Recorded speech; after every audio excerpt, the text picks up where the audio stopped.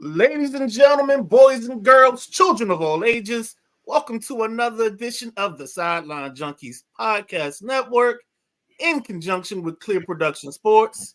I am the Vieira de Medea. Oh, you took my thing away. I'm Let's try sorry. to get this right. Vieira de Medea Noche, also known as the Midnight Rider in English. And that's the big guy, KG. I didn't translate his name. It's Friday Eve. You know how we started. Because everybody in the room knows what happens on Friday Eve. Because everybody starts saying Thursday night throwdown. Yeah. That's what I love to hear. You wait all week for it. I tell you that all the time. You wait all week for it. How you feeling tonight, brother? I'm good, man. This is almost like Christmas part 2. It's the happiest day one of the happiest days in the world. I got opening day baseball. You got mixed results from the two local teams, which we'll talk about in a second. And then you also have the NCAA tournament getting down to the Elite Eight, and then taking us into the Final Four next week. I love all of that. Gotta love it. Well, we're gonna start off this thing. Let me say this. Number one, how's everybody doing? Glad you could join us tonight.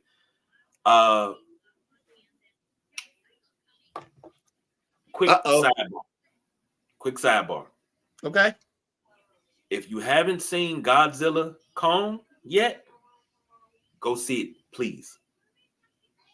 That's it. That's the sidebar. That's it. Just trust me. So, wait, Oh, so they got. I'm sorry. I'm looking at the Big 12 Pro Day.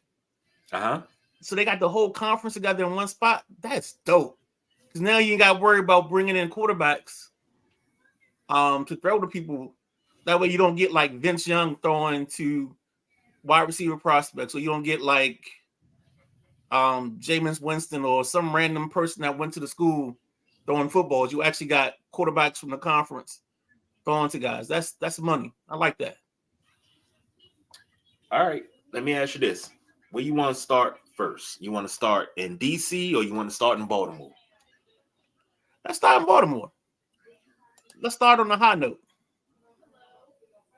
And the real thing, the high note for, I guess, Orioles Nation, they get their ding dong, the witch is dead moment. Condolences to the Angelos family, but his death kind of signatures their exit from ownership. And now the new owners get to take over. I think they take over 40% and the everyday actions of the program. And then eventually they'll get to a place where they'll have total control or majority control. And I think the Angelos kids will keep a small fraction of the product or of the ownership. The good thing is this guy's a businessman. So there's already been rumblings that he's mentioned the Madison deal, trying to work something out, trying to see what the numbers look like, and try to make it so the local area gets a good product. So for me, that's a big jump. That's a big kudos. That's just something I've been dying to hear. And I don't mean to use that term, but we've been waiting to hear is just the team changing hands, because people have been wanting the team to change hands for the longest time, especially because they weren't putting any money into the team. So now... Oh, okay. I had a question for you. Go ahead. That's perfect. Now talking about ownership, and do you think that if it's possible, this Madison deal is worked out where it works for both teams to the point where they actually can both eat, for lack of a better term? I think that's the only way they're going to set it up. I think these two guys, the learners, and I forgot the guy's name. I think it's Rubenstein. They have some other ventures already. And I think the other thing that helps is, I think if the learners do actually go to sell this to Ted, which is some of the rumblings, once they get things squared away, then I don't see him putting Ted in a situation because Ted is somebody that he does a lot of business with. So I don't see him handcuffing Ted the way that the Angelos handcuffed the learners. I'll say it that way. And the big dog over on Instagram said, "Let's play ball." Yes, And sir. he said, "Come to Clear Production Sports. We'll show all their games." Hey, hey, hey, man. But if you do it, in Baltimore, you can't even get all the guys back in Baltimore. Can we get Jim Palmer if we do that, big dog? Like, can we get Jim Palmer to do a couple games, home games for Baltimore? Just a couple. I mean, of course, he would do it the right way. That's the only way the big dog knows how to act is doing it the right way and setting up something for the people, give them what they want. Hey, because we'll talk about that when we come closer to home. But as far as play on the field, what can we expect from the O's as far as play on the field? We got the biggest hurdle was, I guess, getting this sale final. Now you got to worry about play on the field. What's your biggest takeaway here? Well, I've said this, and I know one of my buddies has heard me say this, and he has to make me repeat it several times. But I say the Orioles are going to be the team to beat in the American League for the next 5 to 7 years, if not 10. I mean, you look at their lineup today. They had their two young guys at the top of the lineup, Gunnar Henderson, Andy Rauschman. Rauschman is already the best catcher in baseball, easily. He's been that guy since he's come up. The second he got called up, he was the best catcher in baseball. You have a bunch of young guys like Westberg, O'Hearn. Like, they just have so much talent, and they have talent sitting. They still have one of the best prospects, Jackson Holiday, down in AAA. And I mean, they just got to put him. They just got to figure out when they want to call him up. I thought he's gonna make the team out of camp, but yeah. I mean, I just think this is gonna be one of those divisions and years that, and we'll talk about that later on. But the Orioles are set. They went out and got a pitcher, Corbin Burns, who's now the ace of their staff, and today he had 11 strikeouts. You put a young team like that can hit, they can run, they play great defense.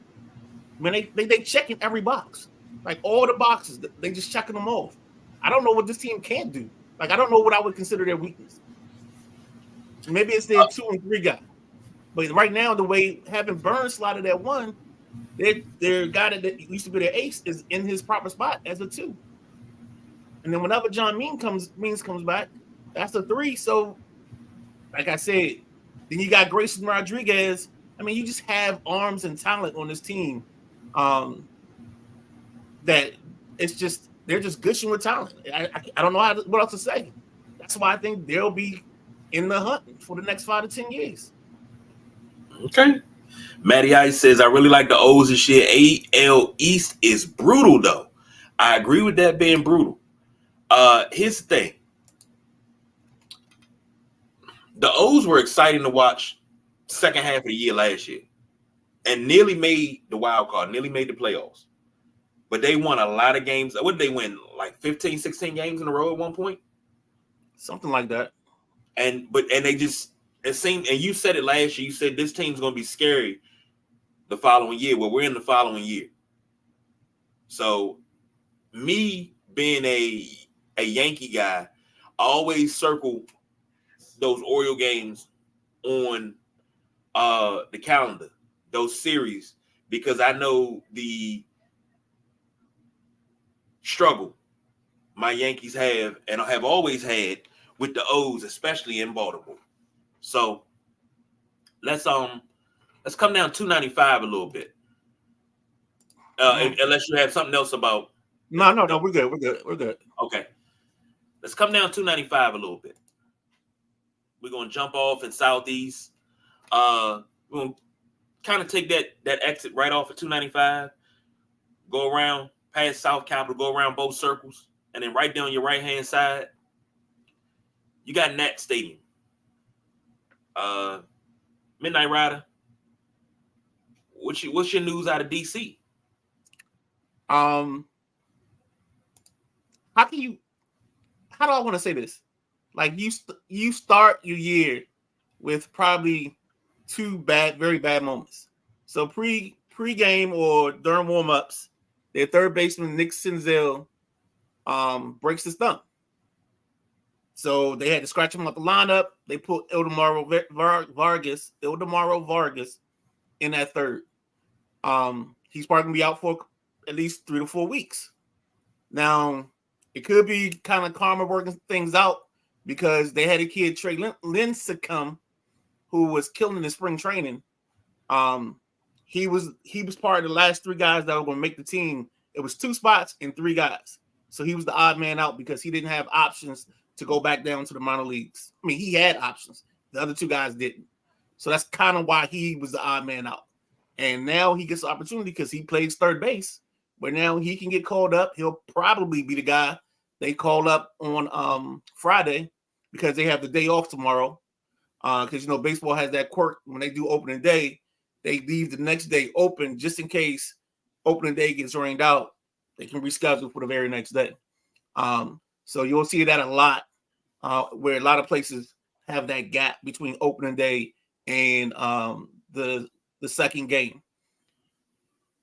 Also, go ahead.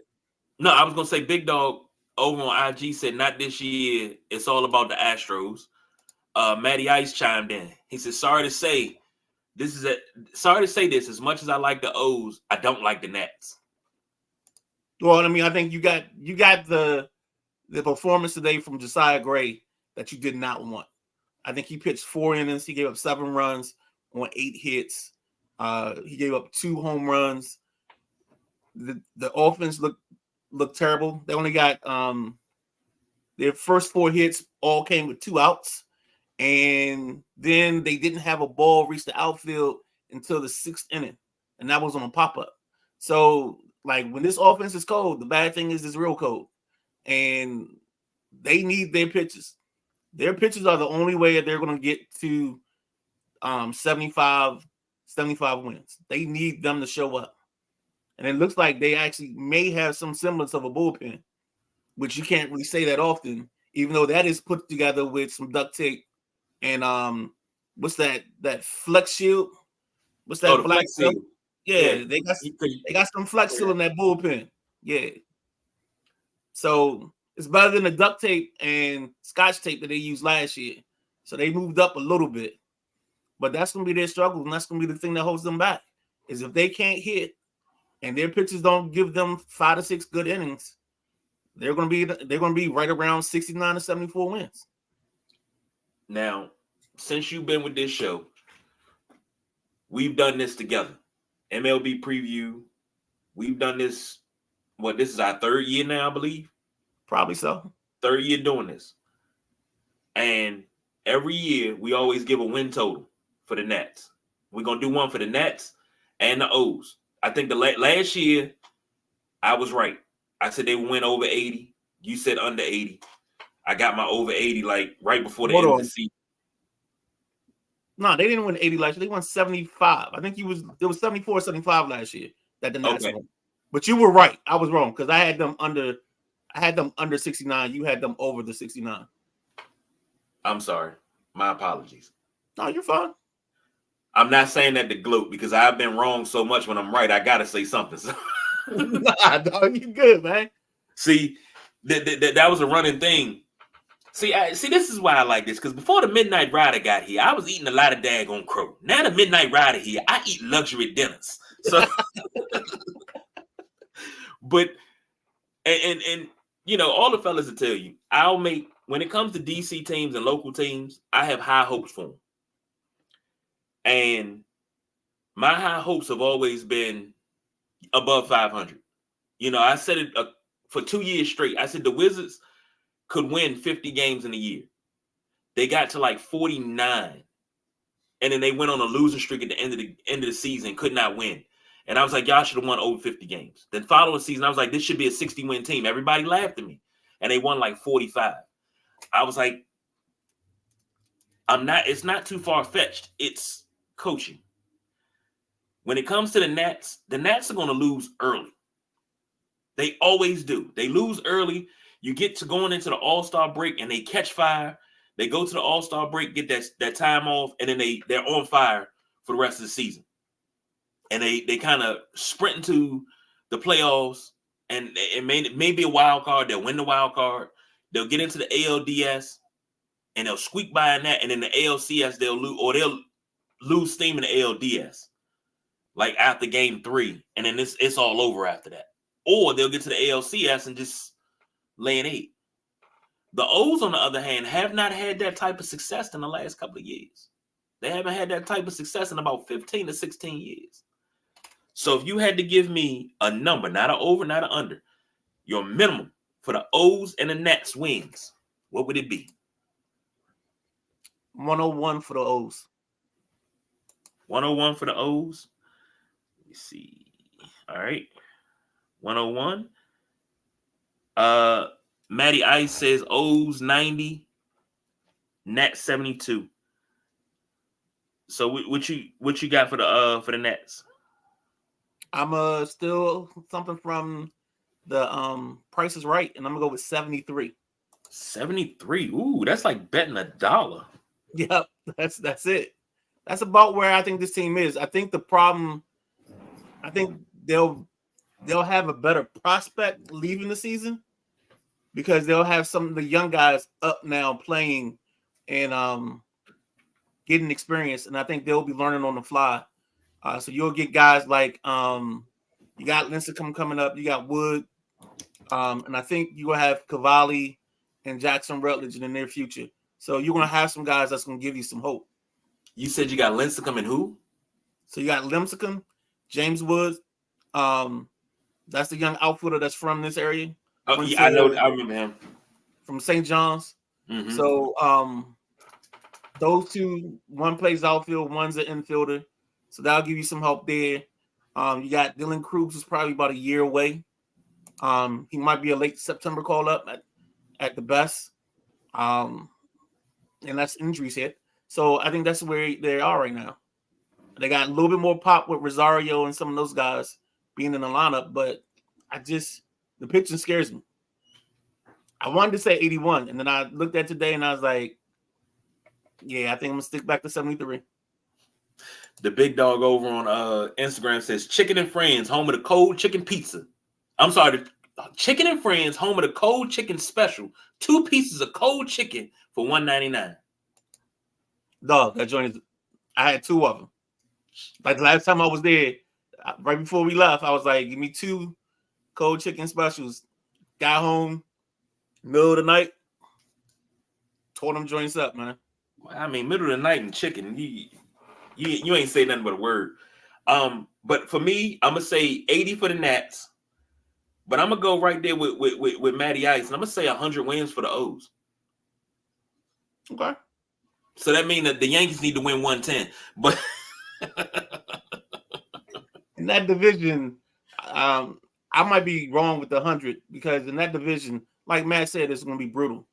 So, and Matty Ice giving us some important hockey scores: Leafs 2, Caps 1, Wings and Canes 0-0, Habs and Flyers 2-0, Habs up. Thank you, Matt, for that. See, this is what I love.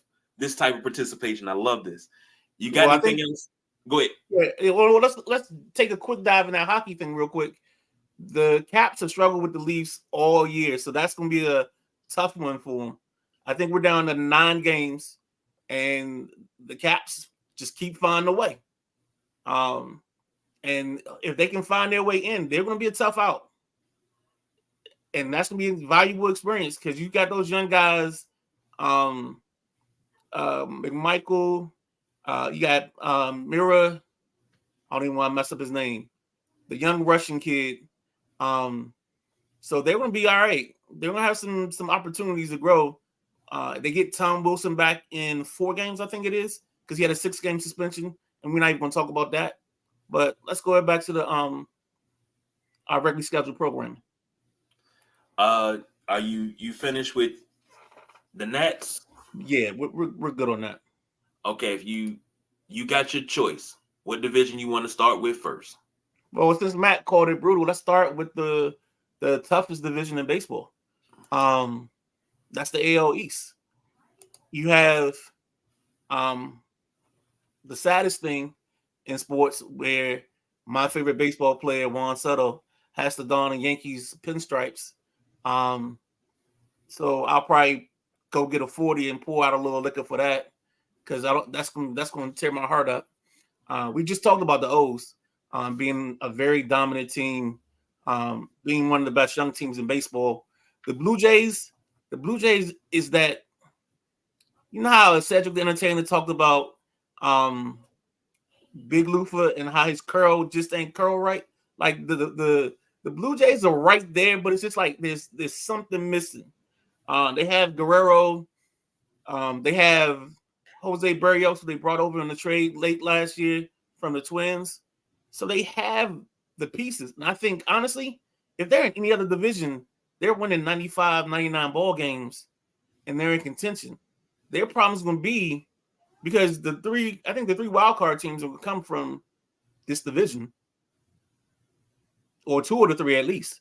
Like I can see the Orioles, the Yankees, and the Blue Jays sneak in. So I will have the Orioles winning it, the Yankees and the Blue Jays finishing second and third, but being in the playoffs. And that's only because I think the Rays sold off enough that I don't know who their ace is. They sold off Glass now in the offseason. So I know they got some prospects. And the only problem when you make a trade with the Rays, you got to start thinking, well, why they ask for him? Because whenever they get somebody in a trade, that dude always has a breakout year or has his best season. So you always got to be careful of that. And who did you say in the AL East was winning it for you? I say the Orioles. Okay. I just want to make sure I got that. Mike's working. I'm taking notes here. I'm taking notes. So you see me dip my head down. I'm just taking notes. The big dog over on Instagram said Nats win 65, O's win 102. Everybody's looking, we looking high. I like it. I like it. I like the optimism. There's nothing but optimism because the team is there. And let's see. Yeah, exactly. We go ahead and read that from Matt. Matt says every year I think the Rays will be done and they find a way to get in the playoffs. You know what it is? It's their pitching. It's the way they teach their pitches. You always hear me talk about identity and having the way you do things. And this is their identities with their pitching. They find guys that pitch a certain style. They'll tweak their delivery. They'll move them either to the third base side, the first base side. You know, they work on the all speed stuff, and the next thing you know, they throw filthy stuff out there all the time. The Rays always keep a good young pitcher or two. Let me ask you this: is it more analytics, or is it that you just throw the to quote one of my favorite baseball movies since we're on the topic of baseball, we'll have to do that at the end of the show. But one of my favorite baseball movies is the Rookie of the Year. Mm-hmm. You're saying that the Rays don't use analytics; they just throw the hot, steamy, funky cheese. Yeah. Well, I think they use I think the Rays are probably one of the forward thinkers when it comes to analytics. But I think it's the way they teach. Like certain teams have a style that they prefer their pitchers to throw front. And Big Dog's team, the Astros, is one of those teams where they prefer a certain style or a certain sequence, and a lot of the guys they draft fit that style and sequence. Like if you notice, Garrett Cole had good years, but Garrett Cole's best years were when he was with the Astros. Same thing with Verlander. Verlander found the fountain of youth. Greinke, Zach Greinke back in the day when he was throwing for him. I mean, it's like they just get the best, and that's the same thing the Rays do. The Rays get these young electric arms and just let them go. Same thing with Clemens when he went to Houston. It's like he found the fountain of youth. I mean, no disrespect to the big dog, but I think it's more banging on trash cans. But hey, hold Who am I to judge? Matty Ice giving us an update there. Leafs just made it 3-1. Jeez. Yeah. That's just a bad matchup. You know how we talk about boxing styles make fights. Well, they haven't.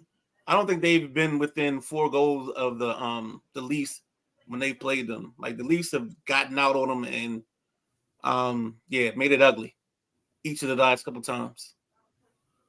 All right, where you want to go next? You want to stay in the AL? You want to jump over to the NL? Let's finish up the AL. So we got the AL Central. The Central. This is probably one of the worst divisions in baseball. You probably just take a coin, toss it high up in the air, and just do like process of elimination with these teams because the Royals don't have the stars or the players they used to. They have been right since 2015. The White Sox, they had their moment to shine, and then they decided to go hire an 800-year-old Tony La Russa and totally mess up the machinations of that ball club. And they just never recovered. Why are you hating on La Russa? I thought he was a bad pick. I thought they should have left the guy they had managing the team because he came through the system with those young guys. But the owner wanting to have that old veteran coach, it was awful. The Tigers just lost. Like the Tigers don't know what their identity is. Talk about walking around like a chicken with your head cut off. They have no identity. They draft high every year. They draft different styles of players. Again, we talk about having an identity. Like you got to start be able to look at a certain place like, oh, that's us. That guy fits us. And with the Tigers, I don't see it. And I think the Tigers will be down at the bottom again. I think the Twins win the division by default. I'm totally with Matt. And I think the problem with the Guardians is they're at a crossroads. They're in that spot where the next 2 years, I think the Guardians, unless their pitching is elite, and that's the only way they will compete is if their pitching is elite. And Matty Ice just chimed in. He said the Guards could win it if, and that's a big if. He got that in caps. If their starting pitching stays healthy, their starters could be the best in baseball. Yep. But can they hit enough? And that's been their problem the last 2 years. You got Jose Ramirez, but you had really nothing to go with him. You had Josh Bell. You traded him at the deadline last year. You have the Naylor brothers. But then after that, you got a couple young kids that might come up and do some damage. But that's where you are right now. You're at a crossroads of probably having to bring some young guys up to make the next run for Cleveland because Cleveland's not one of those teams that's going to invest heavy in free agency. Well, maybe, just maybe, they may need Joe Boo to wake up bats. Yeah, because Jesus Christ can't hit a curveball. You trying to start a goddamn Holy War Midnight Rider? Oh man! Next up, the AL West. How the West was won. Tell me how the West was won. This is a 3-team division. And I think this is the division that sneaks in the other wild card team. The question is, what is Seattle? That's my question. Seattle. That's how you beat them to it. Seattle is that team with Julio Rodriguez. They've got some young guys. They got some young arms, Gossman and company, where they could make it interesting. But I think Texas with Adon Garcia. I think they got a young guy that somehow they ended up with like the 3rd pick in the draft, ended up drafting this kid Wyatt Langford out of the University of Florida.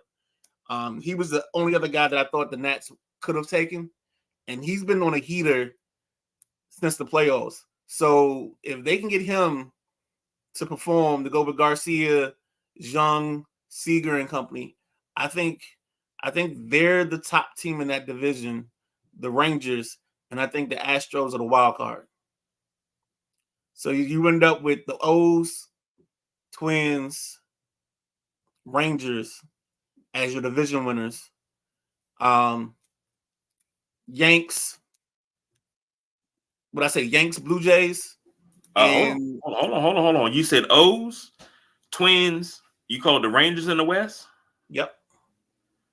Rangers. All right. I gotta disagree with Matt because Houston doesn't have Dusty anymore. That doesn't matter. They're still solid all the way around. They layered enough talent that they'll be okay. This is the year that Tucker had to take another step forward. You got Mighty Mouse and company. They're going to be just fine. And you said your wild card is the Yankees and who? I think I said Yankees, Blue Jays, and the Mariners. I'm sorry, not the Mariners, the Astros. I got the Astros winning the West. So I'll take the Mariners. Because the Yankees got to prove that they want it. Let me say this, since we're on the AL, we're talking about, wild card. The Yankees have not proved that they wanted it in quite some time. As a Yankee fan, being used to winning on the regular and being in the hunt, in competition, to having a player hit 62 home runs, most home runs ever by an AL player, and you do nothing. You come in screaming like a lion, and you go out like a little lamb every time. The Yankees can't win games when it matters most. That is a problem for me as a Yankee fan. Because I'm used to Joe Torre-led teams winning by any means necessary, whether it's pitching, timely hitting, a defensive play, whatever. I remember at one point in time, the weakest point in the team was second base. And then we got Robinson Cano, who's still playing, might I add, at 41 years old. Well, now, let me rephrase that. Before Cano, we had Soriano. Then we had Cano. But as a Yankee fan, I had to get that off my chest because I'm tired of sitting here every year. Well, you gotta be able to pitch. I mean, that's been your problem has been your young pitchers that were supposed to come up and be somebody have all struggled. And all the pitchers that you acquire struggled. I mean, you're without Gary Cole for the first part of the season. You got Marcus Stroman. And then after that, it's just like there's like you don't have that Andy Pettitte type of guy. That might be seen. Right. You don't have those glue guys right now. And that's, I think, been the struggle for them.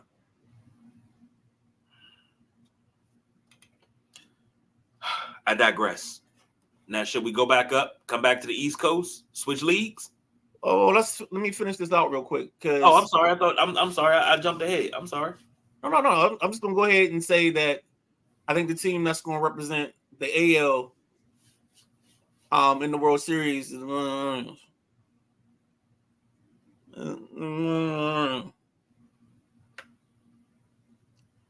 Baltimore Orioles.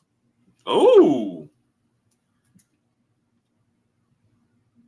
you put a World Series star right there. All right. All right.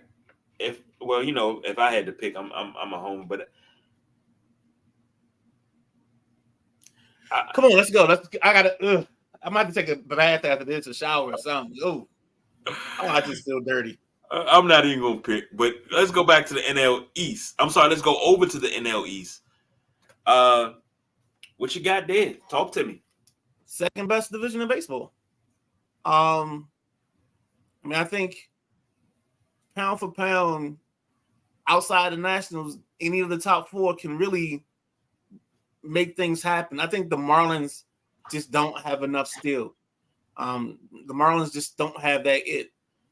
They have the young kid Perez that came up last year and was devastating, dominating. Probably the closest thing they had to Jose Fernandez since his passing away. But I just don't know with that team. I always feel like there's something missing. Maybe if they can get Jazz Chisholm to play up to his electric personality. Maybe if he has a great year, they can get over that hump.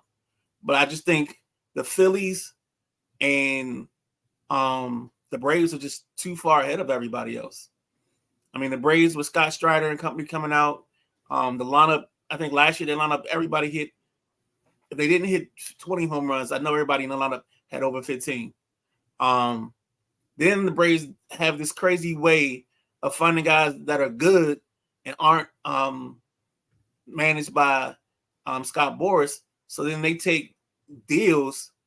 You know, they got guys. They got one of the guys, the second baseman on the deal. He's on a 7-year, $35 million deal. There's no way in the world Scott Boras would let his guy sign anything like that. You know, I think they have a 7-year deal with $80 million for Acuna. Like they've got guys on some under market value contracts. The kid Riley, the third baseman, who I think is an absolute stud, and probably he's the new Chipper Jones. He's the new model of the franchise. You know, you got Ronald Acuna, who's probably, I'm not even gonna say probably, he is the best player in baseball. I'll go ahead and make the statement. I fought it. I used to try to say Soto, but I think he's the best player.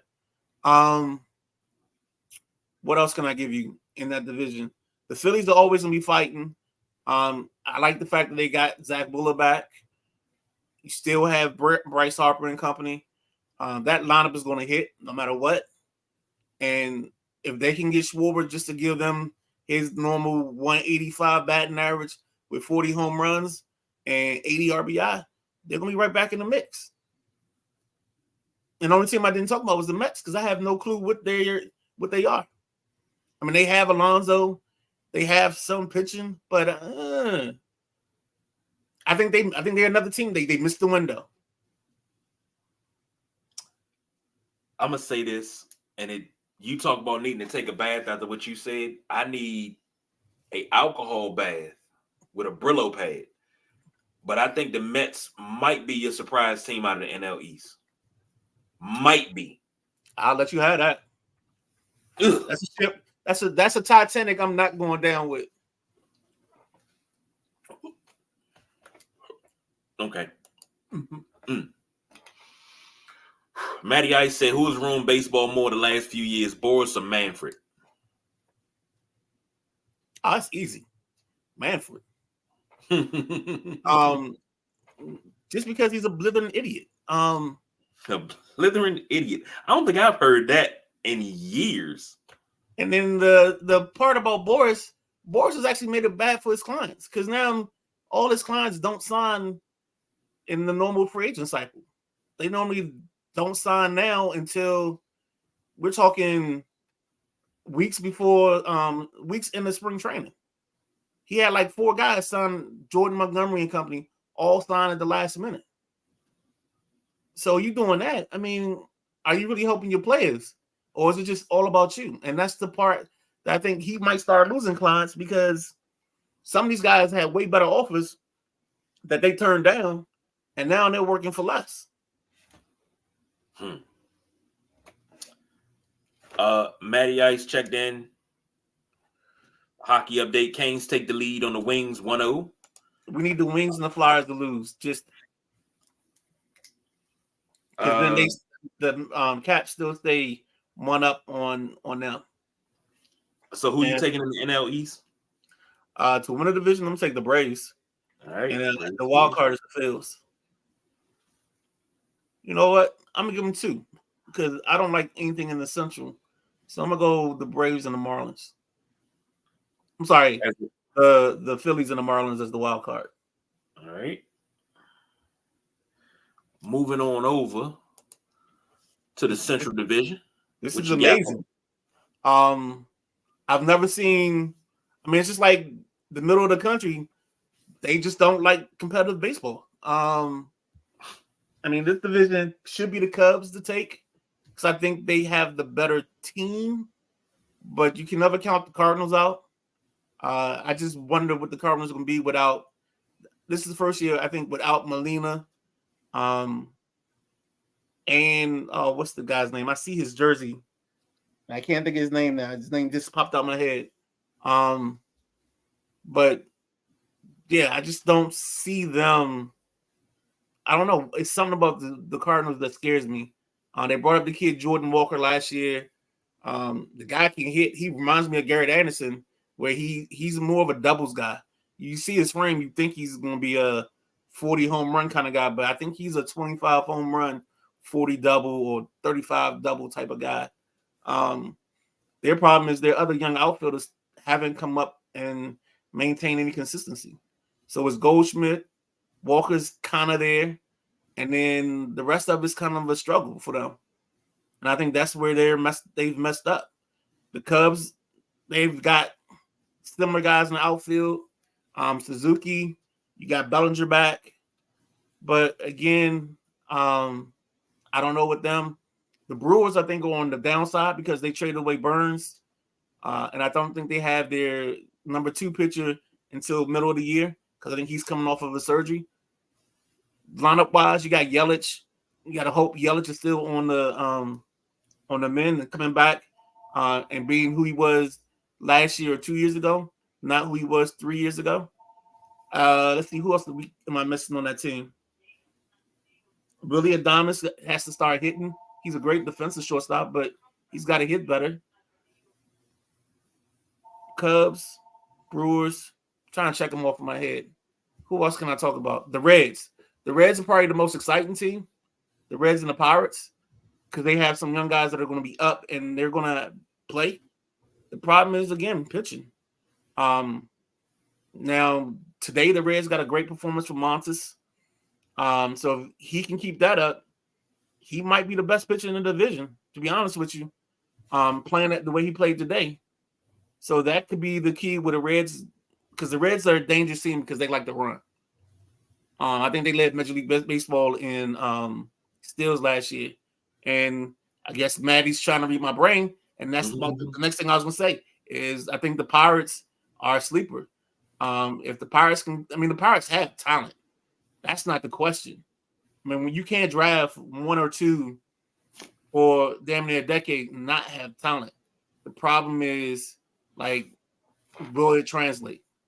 And if their talent translates, they could be very dangerous. They definitely could be a surprise team. And that's what I would put them as, a sleeper. I got the Pirates winning this division. What about you? I'm gonna take the Reds. All right. Got you down for the Reds. Matty Ice said the Canes now up 2-0. Cool. We need it. All right. Last but not least, as far as the go, out west, the NL West. So, if I was a manager of the Padres, I would have brought Barney in. Because what's that song he sings? It's like I love you, you love me. We're one big happy family or something like that. That's what the Padres need. Like, they need to just get along. Like, they put a bunch of alphas in the same room, and I think that hurt team chemistry. They're probably the most athletic team in baseball because they have about 8 short guys that used to play shortstop playing other positions. So I think that was part of their problem last year, was guys probably felt that they should have been playing somewhere and they had to move to accommodate somebody else. Question for them is pitching. Darvish is their ace. And the question with him is just, does he throw enough strikes? Let's see, who else are we going to talk about? Dodgers. I mean, the Dodgers are going to always be there. Payroll alone. I mean, you got Shohei Ohtani on a deal where basically they shouldn't. I mean, they start off with, they just paid Will Smith on a 10-year extension. So you have Mookie Betts, Ohtani, Freeman Ohtani as your first 4 hitters. Like, nobody's coming out with a better lineup than that. Their young pitchers show up. So I think they got a kid, Bobby Miller, if I'm remembering correctly. He's going to be there. If he can give them anything, he can be consistent. That's the key to that program. And then who did we miss? Because The Giants will be there. The Rockies, I'm not worried about. The Arizona Diamondbacks, who made the wild card last year, they could be interested. And you know what? Let's kick the Marlins out of that last playoff spot. Mm-hmm. Let's go Dodgers win the West. Arizona wild card. And I'm going to go Padres because I think they're going to be able to get along this year.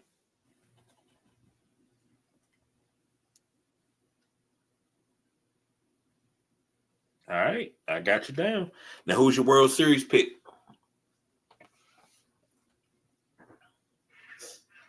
I'm going to go Braves. Ooh, I love it. I love it. I love it. I love it. All East. And I think World the Braves winning in 7. Damn, I got to find room for that. I'd have wrote so much. Braves in 7. All right. Matty Ice said Dodgers spend the money, but will it gel on the field? Padres win it. I got you down with that, Matty. I got you down with that. Before we wrap this thing up, real quick, let me pull that down. Said we was gonna do it quickly. Favorite baseball move? That's easy. Major League. 1, 2, or 3. Huh? 1, 2, or 3. There's only one real Major League, and it's the first one. I'm just asking. Yeah. I asked because Major League 2, one of my cousins, I used to walk in, he go, "Yeah, Black Hammer." Ah, okay. So, you know. Nah. But Sandlot. That's a great movie. Sandlot was a summertime must-have. I'll put you like this. I watched Major League my junior year going into my senior year, I think it was. I think I watched that every time before we had summer baseball practice. Like every day we had practice, that movie got watched before practice. See, Major League 2, Jack Parkman coming up to the plate. The women here love his shimmy. Yeah, nah. Bob Uecker made that. He made that as Harry Dole. He made that even more hilarious than what it was. Great movies though, all of them. Well, okay, Back to the Minors wasn't that great. It was okay, but it wasn't great. And Matty Ice said Major League is the best. Okay. Were you a Field of Dreams guy? I saw it. It got me because I think I saw it after my dad passed. So there was a couple of scenes that, yeah, they were cutting some heavy onions. Gotcha. I'm trying to think because you got Rookie of the Year, Major League, Sandlot, Angels in the Outfield. I haven't seen Angels in the Outfield. That used to be like another. That was a summertime movie too. Like that was a Disney movie of the week during the summer. It was always a baseball movie. Always.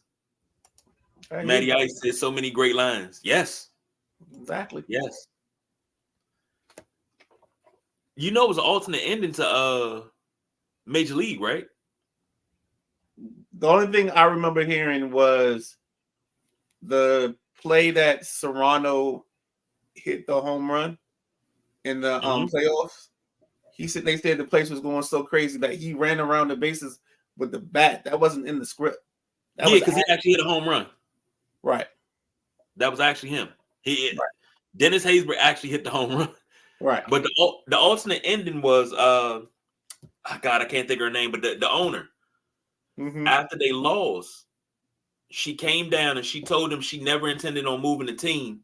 She told Lou this. She said, "I never intended on moving the team, but I needed you guys to win to boost attendance so we can make some more money. And if you tell anybody that I told you that, I'll fire your ass." Yeah, I'm glad they didn't go with that. Just something. I mean, it's one of them ones that came up. Matty Ice say Field of Dreams. Field of Dreams was good. I had that on VHS. So it's a Kevin Costner movie. He doesn't make bad movies. All right. And plus, James Earl Jones is in it. Let's see. Tournament. What we got? Clemson is up 2 on Arizona. UConn is up 11 on San Diego State. Mm-hmm. They're both in the second half. I just don't want to see Caleb. I'm being a hater. Never mind. I'm going to keep that to myself. Matty Ice said Canes dominating the Wings 3-0 now. Good. Okay. All right. We said we was going to do it. We came in. We came. We saw. We kicked his ass. So, Midnight Rider, it's been a pleasure tonight talking MLB. Like, always. I'm excited. I'm mad I didn't watch any games, but that's okay. I'm going to be a little bit more invested this season. Maybe, just maybe, if the stars align right, we can do it. Maybe we can catch a game as a group, and this goes out to everybody. Well, Jojo already hit me with that. So we're gonna do one before the All-Star break and one after the All-Star break? Nah, Jojo told me if I go to the game, let her know. Okay. So yeah. And it'll be well in advance. Well in advance. Here's the thing. Are we doing Baltimore or we doing DC? Huh? We doing Baltimore or DC? Huh? Have you ever been to a game at Camden Yards? Yes, I have. Beautiful thing. Yeah. Yeah. Beautiful site, beautiful stadium. I'm going to see I'm going to a baseball game. I'm going to watch my team. Okay, we can watch both, man. I'm going to go watch my team. Hey, that'd be great, though. If the O's play in the afternoon, the Nets play at night, we can do 2 games in a day. I'm going to see my team. All right, man. I'm not going to argue with you. So, that's the Midnight Rider. I'm the big guy, KG. We just did it. We came, we saw, we conquered. Enjoy the tournament. Enjoy opening day of baseball. Enjoy baseball, period. Join us on Saturday. We will be having our picks to crown a new champion, hopefully, for the WrestleManiacs. We'll be picking our WrestleMania picks. So join us for that.